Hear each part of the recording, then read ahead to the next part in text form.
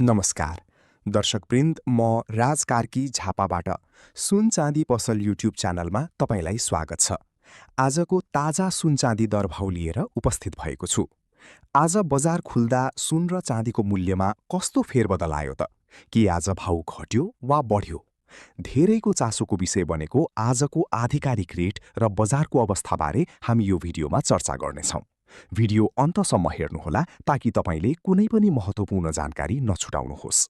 यदि तपाईँ गहना बनाउने वा लगानी गर्ने सोचमा हुनुहुन्छ भने यो भिडियो तपाईको लागि निकै फलदायी हुनेछ। नेपाल सुनचाँदी व्यवसायी महासङ्घका अनुसार आज छापावाल सुनको मूल्य प्रति तोला 2,90,500 रुपैयाँ कायम गरिएको छ। हिजो मंगलबार छापावाल सुन प्रति तोला 2,91,500 रुपैयाँमा कारोबार भएको थियो। त्यसैको तुलनामा आज सुनको भाउ प्रति तोला थप 1,000 रुपैयाँले घटेको छ। तर चाँदीको मूल्यमा भने आज सामान्य सुधार देखिएको छ। आज चाँदी प्रति तोला 5,080 रुपैयाँमा कारोबार भइरहेको छ। हिजो 5,060 रुपैयाँमा कारोबार भएको चाँदीमा आज एकै दिन 20 रुपैयाँको सामान्य वृद्धि भएको छ। तपाईलाई के लाग्छ, यो साता सुनको भाउ अझै घट्ला कि फेरि बढ्ला? आफ्नो विचार कमेन्टमा पक्कै लेख्नुहोला।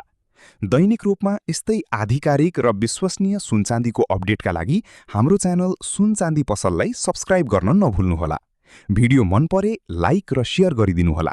भोलि फेरि नयाँ अपडेटका साथ भेट्नेछौँ। धन्यवाद।